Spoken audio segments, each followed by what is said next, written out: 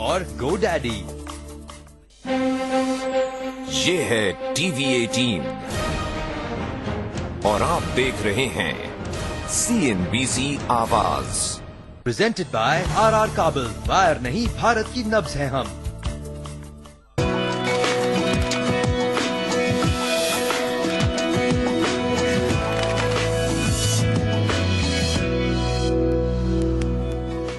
नमस्कार, India real estate guide special में आपका बहुत बहुत स्वागत है। आपके साथ मैं हूं विपिन भट्ट। और ऐसा शायद ही कोई हफ्ता जाता हो जब रियल एस्टेट में कुछ नया ना होता हो या कुछ ऐसा ना होता हो जिसके बारे में बातचीत ना की जा सके। और हाल ही में अगर हम आप लोगों के हिसाब से, घर खरीदारों के हिसाब से देखें तो जो होम लोन है उसमें लगातार बैंकों के अनाउंसमेंट आए जहां पर उन्होंने कटौती की है।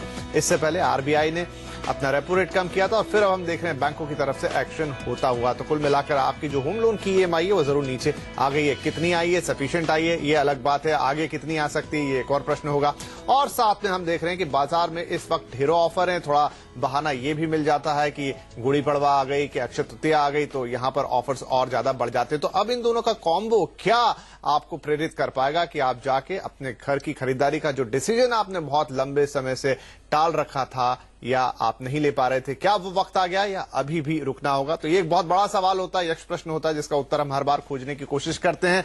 आज भी करेंगे और आज इसमें हमारा साथ देने के लिए एक बार फिर एक बड़ा एक्सपर्ट पैनल हमारे साथ है। मेरे साथ मुंबई में स्टूडियो में मौजूद है हमारे रियल एस्टेट एक्सपर्ट और प्रॉपर्टी गुरु अरविंद नंदन साहब। दिल्ली से हमारे साथ जुड़ रहे हैं ओमेक्स के CEO मोहित गोयल साहब और साथ में हमारे एक और एक्सपर्ट लाइसेंस फॉर आस के MD पंकज कपूर साहब, जो आज हमारे साथ लखनऊ से मौजूद है। नहीं तो वो आपको मुंबई स्टूडियो में ही दिखाई देते हैं। आप सबका बहुत बहुत स्वागत है। तो शुरुआत मुंबई से ही कर लेता हूं। अरविंद जी, हम जैसे लगातार बात करते आ रहे हैं, मैंने कहा यक्ष प्रश्न भी है ये।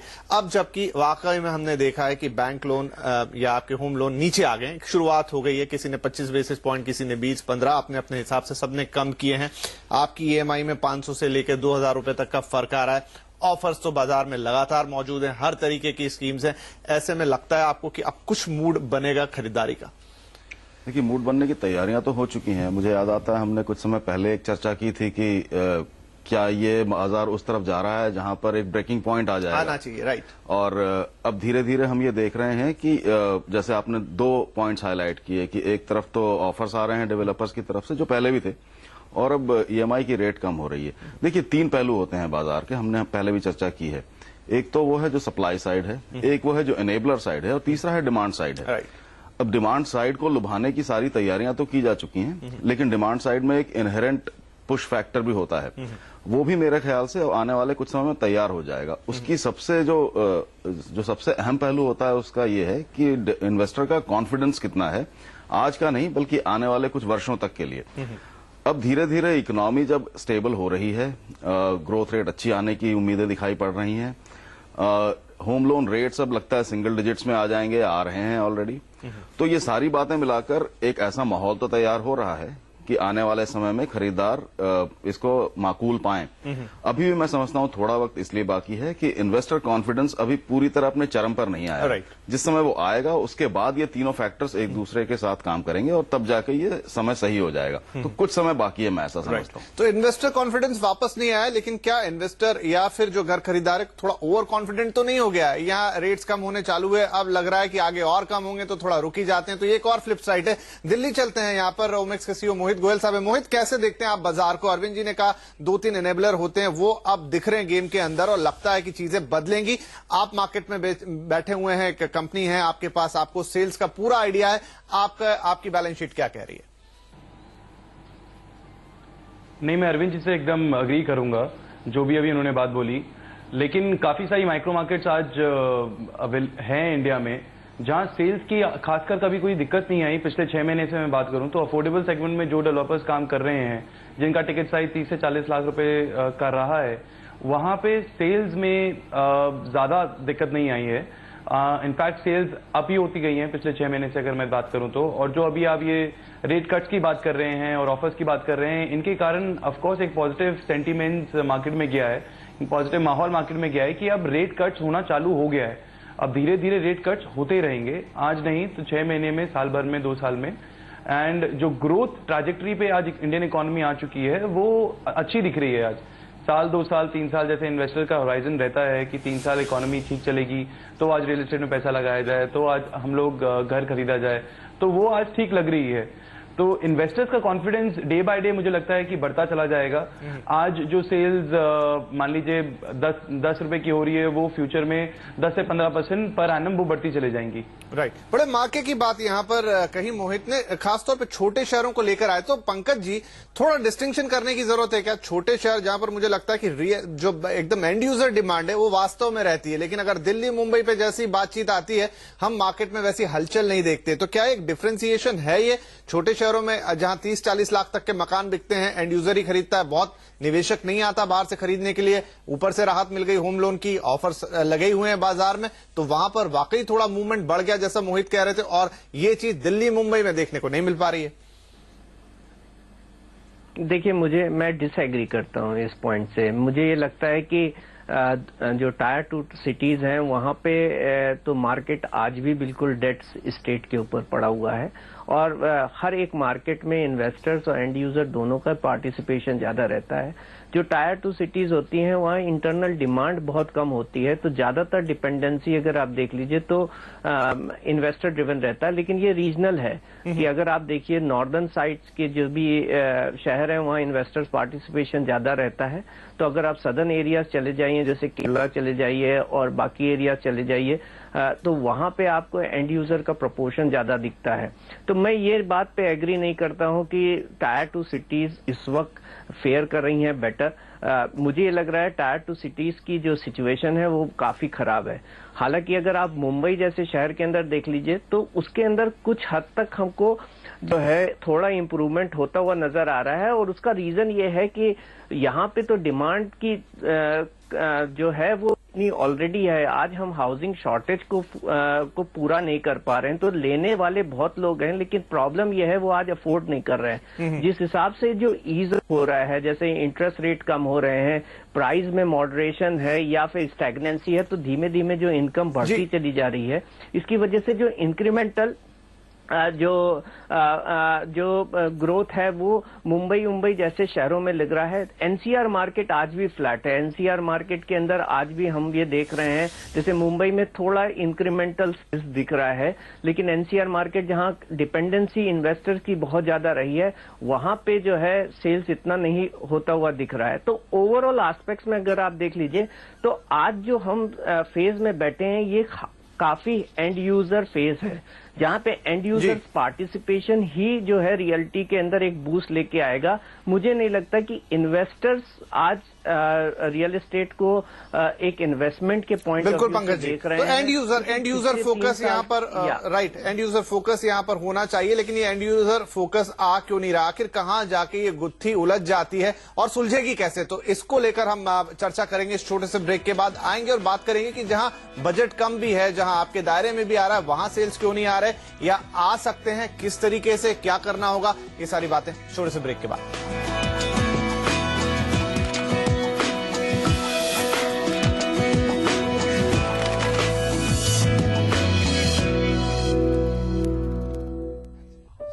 हमारी दुनिया, हां, यहां जिंदगी बेहतर हो रही है। दवाइयां और शिक्षा और भी ज्यादा लोगों तक पहुंच रही हैं। व्यापार सारी सीमाओं को पार कर रहा है, जिससे लोगों को मिल रही है खुशहाली और उम्मीद। यही है विश्व व्यापार की ताकत।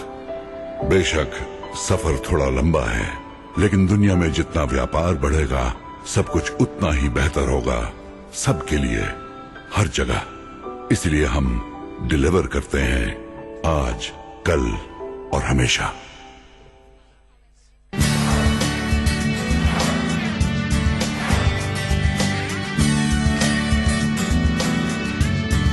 Vigo detergent powder with multi-enzymes, a powerful stain fighter.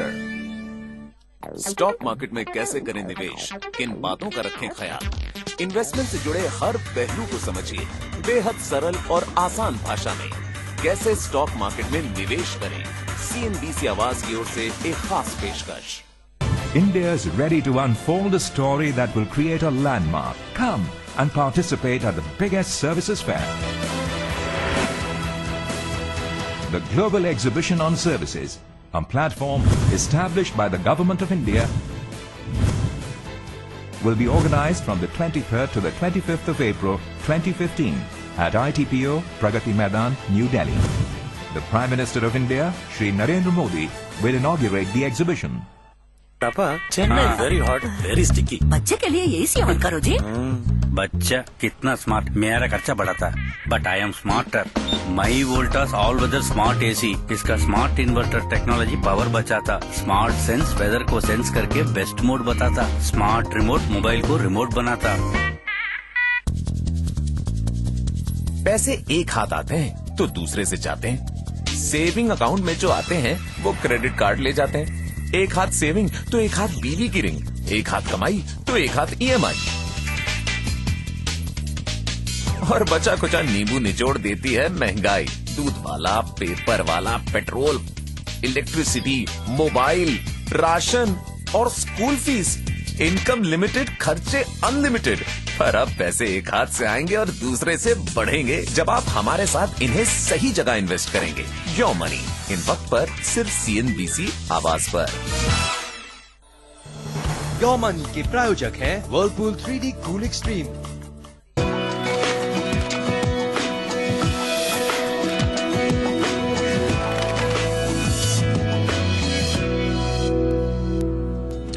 Welcome back. आप देख रहे हैं इंडिया रियल एस्टेट गाइड और बहुत ही दिलचस्प यहां पर बातचीत चल रही है कि अब तो होम लोन के रेट भी कम हो गए, ऑफर्स बाजार में है, लेकिन फिर भी हमको मार्केट में मूवमेंट क्यों नहीं दिख रही। एक तर्क आ रहा है कि नहीं, मार्केट में मूवमेंट है, जहां पर छोटा मार्केट है वहां मूवमेंट है, लेकिन दूसरी तरफ ये भी तर्क आ रहा है कि नहीं, वो तो ज्यादा डेड है। तो सारे मेहमान हमारे साथ बने हुए हैं, चर्चा दिलचस्प से आगे बढ़ाते हैं। अब आते हैं हम अरविंद नंदन साहब आपके पास।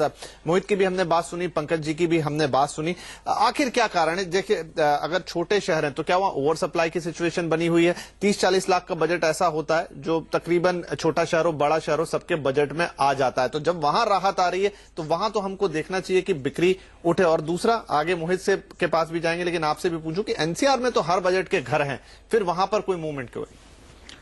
देखिए, मेरा ख्याल है ये दो अलग अलग बातें हैं। सबसे पहले तो अगर ये बात ली जाए कि जो छोटे शहर हैं, छोटे से हमारा मतलब ये है जो शहर नॉन मेट्रो शहर है, मेरा ख्याल है जयपुर ले लें, हम इंदौर ले लें, इंदौर ले लीजिए, भोपाल ले लीजिए या कोचीन ले लीजिए, इस तरह के जो शहर हैं। तो ऐसा नहीं है कि ब्लैंकेट या तो सब जगह डिमांड आ गई है, और मैं इस बात से भी कंप्लीटली पूरी तरह सहमत नहीं हूं कि बिल्कुल ही डेड मार्केट है। मोहित ने एक बात अच्छी कही थी कि पॉकेट्स हैं देश में जगह जगह, और हर पॉकेट अलग अलग बिहेव करता है। अगर एनसीआर की बात करते हैं तो एनसीआर में देखिए कई तरह की अड़चनें थी। सबसे पहले तो जो पंकज ने बात हाईलाइट की थी कि एक बहुत बड़ा इन्वेस्टर ड्रिवन मार्केट रहा था, जो कि माकूल माहौल न पाकर उससे बाहर हो गए थे। दूसरा, एनसीआर में कई तरह की रेगुलेटरी और इस तरह की अड़चनें भी आई थी, खासकर एक छोटा सा अभी भी मौजूद है, जो आज भी मौजूद है। जैसे बर्ड सैंक्चुरी को लेकर ही जो नोएडा का मार्केट अफेक्ट हुआ था, ओखला नोएडा का मार्केट। तो इस तरह की कई बातें हुई हैं एनसीआर में। अब एक बात ध्यान रखने वाली यह है कि आप कैसे नापेंगे कि किस मार्केट में ग्रोथ होगी आगे चल के। आज जो हो रहा है वो तो हम देख लेते हैं। देखिए, इसका एक बहुत आसान सा पैमाना ये है कि अगर आप ये देखें कि शहरीकरण किस तरह से हो रहा है इन छोटे छोटे शहरों में, तो उससे बहुत हद तक मामला क्लियर हो जाता है। हमने ये देखा है कि पिछले 10-12 साल में इन छोटे शहरों में ग्रोथ रेट जो हुई है पॉपुलेशन की, करीब 3.5% पर एनम के हिसाब से हुई है, और यही आगे चलने वाली भी है, इसमें कटौती नहीं होगी। तो जब इतने लोग आपके सालाना शहर में ऐड होंगे तो नेचुरली जो शहर की सीमाएं हैं उसके ऊपर, उसमें जो लैंड है उस पर प्रेशर बढ़ता है, लैंड महंगी होने लगती है, और इसलिए वो 25-30 लाख के घर बनाना मुनासिब नहीं रह जाता। तो ये तब सॉल्व होगा जब आपका वो शहर थोड़ा सा और फैल जाए, धीरे धीरे अलग अलग वेव्स में फैले। जैसे दिल्ली में हमने देखा है कि नोएडा जुड़ा, फिर गुड़गांव जुड़ा, और उसके बाद गाजियाबाद अब जुड़ रहा है, अब सोना तक जुड़ रहा है। जब तक ये फैलाव नहीं आएगा तब तक ये विषम स्थिति बनी रह जाएगी। तो एक ब्लैंकेट मैं जस्टिफिकेशन नहीं देना चाहता कि या तो बिल्कुल मार्केट मारे गए हैं या पूरी तरह उठ जाएंगे। ये बहुत हद तक डिपेंड करता है कि सप्लाई किस तरह से कहां कहां ऐड होगी, साथ में डिमांड साइड को आप कितना इंसेंटिवाइज करेंगे, जो कि अब हम देख रहे हैं। हमने चर्चा भी कर ली छोटी सी कि इंटरेस्ट रेट आपने बढ़ा दिया है, लोगों को ग्रोथ घटा दिया है, लोगों का कॉन्फिडेंस बढ़ रहा है। जब ये बातें होंगी और तीसरी बात का भी समावेश हो जाएगा, तब जाके ये बैलेंस में आएगा। अदरवाइज ये इसी तरह का इम्बैलेंस दिखता रहेगा, और छोटे छोटे जो पॉकेट्स हैं वहां पर आपको रैंडम वायबिलिटी दिखेगी। मोहित, आपके पास आते हैं। एनसीआर की हम बात कर रहे थे क्योंकि मुंबई और दिल्ली दो मार्केट है जिस पर सबकी निगाह रहती है और पूरा देश शायद इनको देखकर ही ड्राइव होता है। तो एनसीआर की अगर बात करें, जो खासतौर पर पूछने वाली बात है कि बहुत अलग अलग पॉकेट्स हैं, ऐसा जरूरी नहीं कि सब जगह आपको 1 करोड़ के नीचे मकान ही न मिले, जैसी मुंबई में सिचुएशन बन जाती है, जमीन आपके पास ज्यादा है, फिर भी वहां के मार्केट में एक डलनेस क्यों दिखाई देती है और इतना ज्यादा इन्वेस्टर ड्रिवन क्यों? आखिर एंड यूजर कब आएंगे? देखिए, मैं एक आपको ओवरऑल बात बताना चाहता हूं रियल एस्टेट के बारे में कि आप रियल एस्टेट को पिछले 4-5 साल से कंपेयर ना करें। जब रियल एस्टेट में बूम आया था 2003 से 2007 का, तब हर कोई बेच रहा था, कोई भी डेवलपर आके बेच रहा था। आज मार्केट मैच्योर हो चुकी है, आज इंडस्ट्री मैच्योर हो चुकी है, तो आज की डेट में जो मैच्योर प्लेयर्स हैं आज वही माल बेच पा रहे हैं। कोई टॉम डिक हैरी इंडस्ट्री में आज एंटर करके माल नहीं बेच पा रहा है, कोई भी इंसान आज कंपनी खोल के आज माल नहीं बेच पा रहा है। तो आप वो दिन तो भूल जाइए, वो दिन कभी नहीं आने वाले हैं, तो उससे कंपेयर ना कीजिए। तो जो मैं टियर 2 टियर 3 सिटीज की मैंने बात की थी, वहां पे मेरे को आज भी एक्चुअल एंड यूजर डिमांड दिखती है। लेकिन मोहित, हम बात करें थोड़ा एनसीआर की, हमने बिल्कुल मानी टियर 2 टियर 3 सिटी की। मैं एनसीआर पे भी आ रहा हूं। तो आज एनसीआर में आप 2 पॉकेट में डिवाइड कर सकते हैं। एक जो लग्जरी सेगमेंट में काफी लोग काम कर रहे हैं, एक जो अफोर्डेबल सेगमेंट में काम कर रहे हैं। अफोर्डेबल सेगमेंट के कुछ पॉकेट्स हैं, जैसे नोएडा एक्सटेंशन है, जैसे कुछ फरीदाबाद है, गाजियाबाद है, इंदिरापुरम है, यहाँ दारूहेड़ा, मानेसर, ये सब जगह बात कर सकते हैं, बेवाड़ी है। तो जितने भी अफोर्डेबल सेगमेंट की जो लोकेशंस हैं, वहां अभी भी सेल्स हो रही है। मैं मान सकता हूं कि यहाँ स्पीड उतनी तेज नहीं है जितनी स्पीड पहले तेज थी, आज उतनी तेज स्पीड नहीं है, लेकिन फिर भी सेल्स है, वहां वॉल्यूम्स हैं आज भी। जो लग्जरी सेगमेंट है, जहां 1.5 करोड़ 2 करोड़ 2.5 करोड़ रुपए का जो यूनिट बिक रहा है, अपार्टमेंट बिक रहा है, आज उसमें मंदा है, आज वो यूनिट नहीं बिक पा रहा है, आज उसमें दिक्कत आ रही है। एंड रही बात, जैसे अभी अरविंद जी ने बात बोली कि दिल्ली एनसीआर में कुछ पॉकेट्स रुक गई because of regulatory issues. Regulatory issues के कारण सिर्फ ये नहीं होता कि कोई चीज रुक जाती है, एक सेंटीमेंट खराब हो जाता है कि नोएडा में अब चलो एक इन्वेस्टर का, एक एंड यूजर का एक सेंटीमेंट खराब हो जाता है यार कि अब घर लेंगे, क्या पता कल कौन सा रेगुलेटरी इशू आके ये घर रोक दे या कंस्ट्रक्शन रोक दे। क्योंकि इन दी एंड जब एक डेवलपर कंस्ट्रक्शन रोकता है तो सबसे ज्यादा नुकसान कस्टमर का होता है, एंड यूजर का होता है। तो उस इशू के कारण दिल्ली एनसीआर कहीं ना कहीं फंसा रहा, उलझा रहा। तो अब मुझे लग रहा है कि वो इशू सॉल्व हो गया है, अब चीजें मेरे ख्याल से नॉर्मल चलेंगी एंड जो इन्वेस्टर फ्रेंडली जो दिल्ली एनसीआर था वो वापस धीरे धीरे बनता चला जाएगा और ये अपटेक इसमें देखा जाएगा। राइट, पंकज जी आपके पास आता हूं क्योंकि आंकड़ों का सहारा हमें लेना ही पड़ता है। तो फिलहाल अगर हम देख रहे हैं तो हाल फिलहाल तो दिल्ली एनसीआर में जो मार्केट है वो बहुत ही स्लो है और वो किसी से छुपा भी नहीं है। लेकिन आपको लगता है कि जैसे आपने अभी मुंबई की बात की थी, कुछ यहाँ पर नए लॉन्चेस आ रहे हैं और दूसरी चीजें, डिमांड मुंबई में हमेशा बनी रहती है, दिल्ली का भी हाल वैसा ही होगा या उस तरह की उम्मीद देख सकते हैं? देखिए, दिल्ली में सबसे बड़ी इशू ये है कि दिल्ली में जो स्प्रेड है वो बहुत दूर है। अगर आप देख लीजिए कि अगर हम एमएमआर मुंबई देख लीजिए 468 है और अगर एमएमआर ओवरऑल रीजन देख लीजिए तो 4000 स्क्वायर किलोमीटर है। उसके कंपैरिजन में जो स्प्रेड है, अगर आप गुड़गांव, नोएडा, ग्रेटर नोएडा, धारूहेड़ा इन सबको अगर देख लीजिए तो ये 44,000 स्क्वायर किलोमीटर का एक बड़ा स्प्रेड है। तो ये एक्चुअली एक छोटे छोटे माइक्रो मार्केट का मार्केट बन गया हुआ है। लेकिन इसके अंदर भी क्या हुआ है कि हर एक, जैसे गुड़गांव है, गुड़गांव आज जो बसा है वो सिग्नेचर टावर से 6.5 किलोमीटर पे बसा हुआ है। अगर आप नोएडा देख लीजिए तो नोएडा भी जो आबादी एरिया है वो आबादी एरिया सेक्टर 8 से लेकर के अगर 6.5 किलोमीटर की एक सर्किल देख लीजिए तो उसके अंदर है। लेकिन जो प्रॉपर्टी आज आ रही हैं और जो अफोर्डेबल सेगमेंट की जो हम बात कर रहे हैं, ये वो एरिया है जहां हैबिटेशन है नहीं, और हैबिटेशन आप लेके नहीं आ सकते बड़ी इमीडिएटली, क्योंकि हमारे पास बहुत बड़ी लैंड पार्सल है। तो मुझे ये लग रहा है कि यहाँ पे स्पार्शल इनफिजिबिलिटीज है एनसीआर मार्केट के अंदर।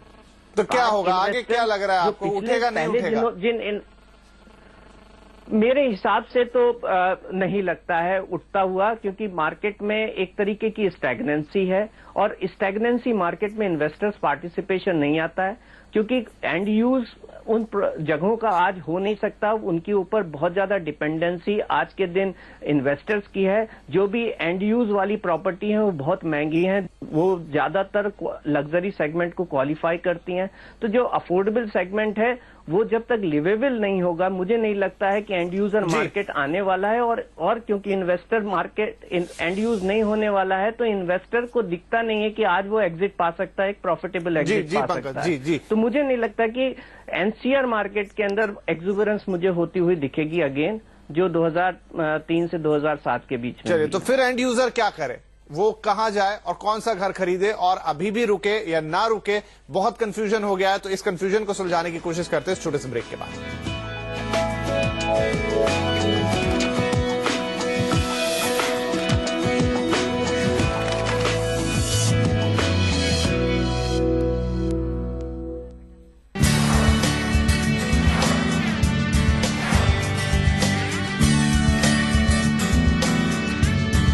Mego detergent powder with multi-enzymes, a powerful stain fighter.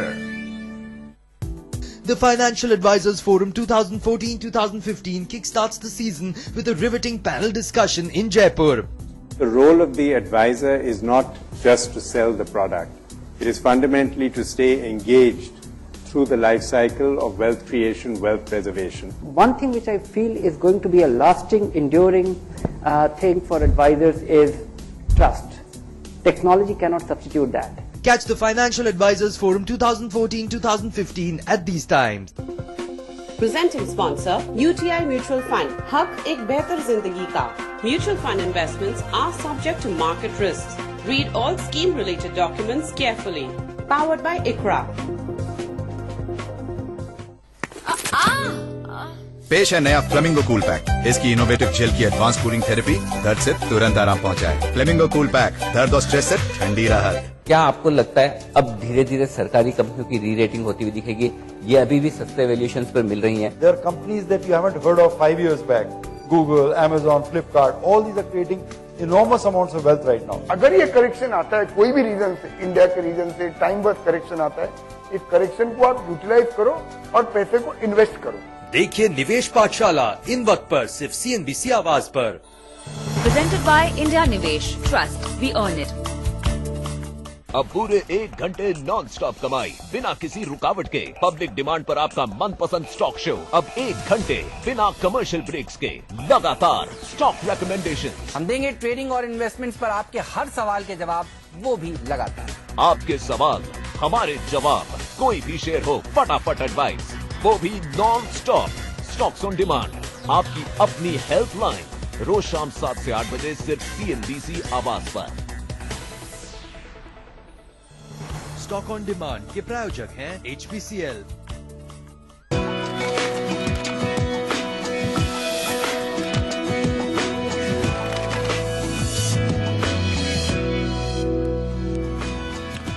Break के बाद आपका एक बार फिर स्वागत है। बात हो रही है यहाँ की घर खरीदने का क्या ये सही वक्त है। मार्केट एनालिसिस भी हमने कर लिया, बात कर ली दिल्ली मुंबई जैसे बड़े मार्केट्स की जहां से काफी इंडिकेशन आते हैं। दूसरे मार्केट्स के लिए थोड़ी सी चर्चा माइक्रो मार्केट की भी हो गई, छोटे शहरों की भी हो गई। लेकिन अब अगर आप घर लेना चाहते हैं तो क्या करें, जिस प्रश्न को हमने सबसे शुरू में उठाया था। अरविंद जी, रेट कम हो गए, ऑफर्स भी बाजार में बहुत सारे हैं, अब कितने फायदे के हैं कितने नहीं है अलग बात होते हैं। लेकिन फिर ये हो जाता है कि जब एक बार रेट कट का सिलसिला शुरू हो गया तो लोगों को लगने लगता है कि अभी और होगा अभी और होगा। आमतौर पे न्यूज में देखते हैं, टीवी में देखते हैं, पेपर में पढ़ते हैं, पर इस डिलेमा से बाहर कैसे निकले, ये डिसीजन मेकिंग कैसे की जाए कि अभी या फिर बाद में?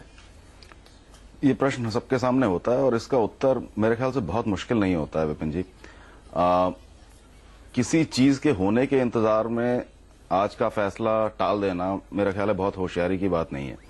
अगर आज रेट ऐसी जगह आ गए हैं जहां पर आपकी जो अपनी फंड की जो पोजीशन है वो मेल खाती है मार्केट के साथ, तो आप इस चक्कर में ना रुके रहें कि शायद और कम हो जाएगा तो और अच्छे मुनासिब दामों पर या बढ़िया रेट्स पर मिल जाएगा। हो सकता है तब तक उस प्रॉपर्टी का दाम बढ़ जाए। इतने सारे फैक्टर्स होते हैं कि आप सिर्फ एक रेट के दम पर बैठे नहीं रह सकते। एक बायर को, खासकर एंड यूजर को। लेकिन अरविंद जी, यहाँ दिक्कत यही कि शायद दाम थोड़े से ज्यादा हैं, लोगों की रीच से बाहर निकल गए, तो वो चाहते हैं जितना ज्यादा रिलीफ मिल सके उतनी उम्मीद कर रहे हैं, तो शायद इसलिए थोड़ा सा रुक जाते हैं। नहीं, ये बात वाजिब है। मेरा कहना ये है कि मान लीजिए कि आपके पास 50 लाख का बजट है, एक हाइपोथेटिकल सिचुएशन ले रहा हूं, और ऐसी कुछ प्रॉपर्टीज हैं जो कि पहले आपकी क्षमता में नहीं थी, शायद रेट्स बहुत ज्यादा थे, इस वजह से आपको 30 लाख का लोन लेना था 20 लाख आप अफोर्ड कर सकते हैं।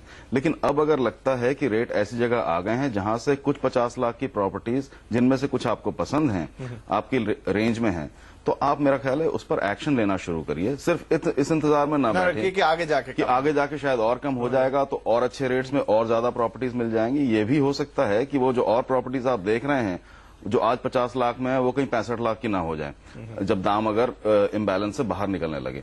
तो प्रॉपर्टी खरीदने का सही वक्त वो होता है जब आप उसको अफोर्ड कर सकते हैं और आपके मन के मुताबिक प्रॉपर्टी मिलती हो। जी। बहुत ज्यादा किसी कल्पना लोक में रहना और उसके इंतजार में बैठना अक्सर धोखा दे जाता है। राइट, चलेंगे मोहित के पास, समय बहुत ज्यादा नहीं रह गया। आप दोनों से, मोहित पंकज, संक्षिप्त में जाना चाहूंगा। मोहित, आप क्या कहेंगे कि इस वक्त क्योंकि ऑफर्स भी हैं बाजार में कई तरह के, हम उम्मीद करते हैं दिल्ली एनसीआर में भी उतने ही ऑफर्स हैं जितने हमको मुंबई में दिखाई देते हैं या बाकी शहरों में भी, और इंटरेस्ट रेट भी नीचे आ चुकी है। क्या ये घर खरीदने का सही वक्त है या थोड़ा ठहर जाए तो कुछ मुश्किल नहीं होगी? हालांकि आप एक डेवलपर हैं, आप कहेंगे कि अभी खरीद लो। नहीं, जैसे अरविंद जी ने काफी समझदार बात बोली, मैं बिल्कुल उनसे एग्री करूंगा। घर खरीदने का वक्त वही होता है जब आप रेडी हो। तो मैं बिल्कुल नहीं बोलूंगा कि आप तुरंत जाके आज घर खरीदिए, जब भी आप रेडी हैं। बट इस वक्त घर खरीदने से पहले आप 3-4 फैक्टर्स अपने काफी ध्यान में रखिए। एक तो जिस लोकेशन पे आपको घर खरीदना है, दूसरा जिस डेवलपर से आप घर खरीद रहे हैं, तीसरा सारे जो रेगुलेटरी इश्यूज हैं वो सारी चीजें देखते, ध्यान रखते हुए आप घर खरीदें। और सही समय है इस वक्त भी घर खरीदने का। आज से 6 महीने पहले भी सही समय था, 6 महीने आज भी सही समय है, 6 महीने बाद भी सही समय रहेगा। नहीं, ये तो फिर थोड़ा और कंफ्यूजन हो जाएगा। फाइनली खैर मैं आता हूं पंकज जी के पास। पंकज जी, आप क्या कहेंगे कि थोड़ा रुक जाने में बेहतरी है या फिर खरीद लेना चाहिए? देखिए, मैं भी बिल्कुल एग्री करता हूं कि कोई भी वक्त खराब नहीं होता। प्राइस आपको बराबर मिले जो आप अफोर्ड कर सकते हैं और वो जगह ऐसी है जहां आप रह सकते हैं, तो कोई भी वक्त बुरा नहीं है। और यही प्रॉब्लम है कि आप भी बात ही कर रहे हैं कि आज उनके बजट से बाहर है। अगर बजट के बाहर है तो आप खरीद ही नहीं सकते, और आप उसमें फिर और आप ये भी नहीं सोचिए कि आज मैं इस बजट पे नहीं खरीद पा रहा हूं तो मैं दूर जाकर के खरीद लेता हूं या मैं ऐसे शहर में खरीद लेता हूं जहां पे मैं अफोर्ड कर सका हूं।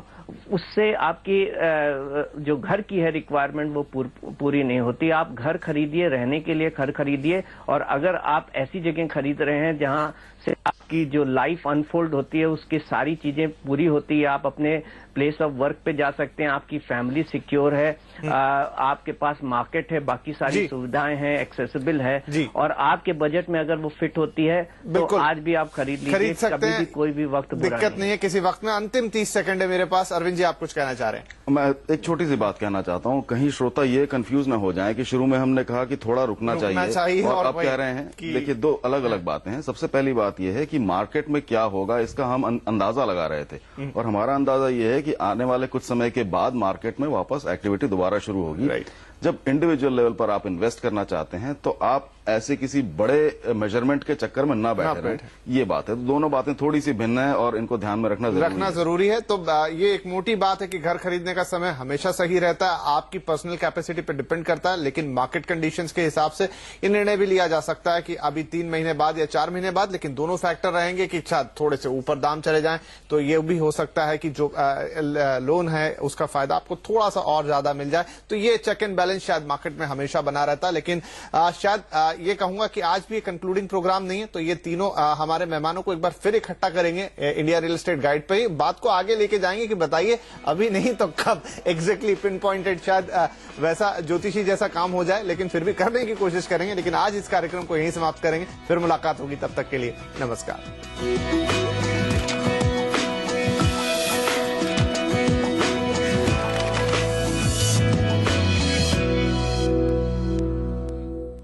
प्रेजेंटेड बाय RR काबल, वायर नहीं भारत की नब्ज है हम।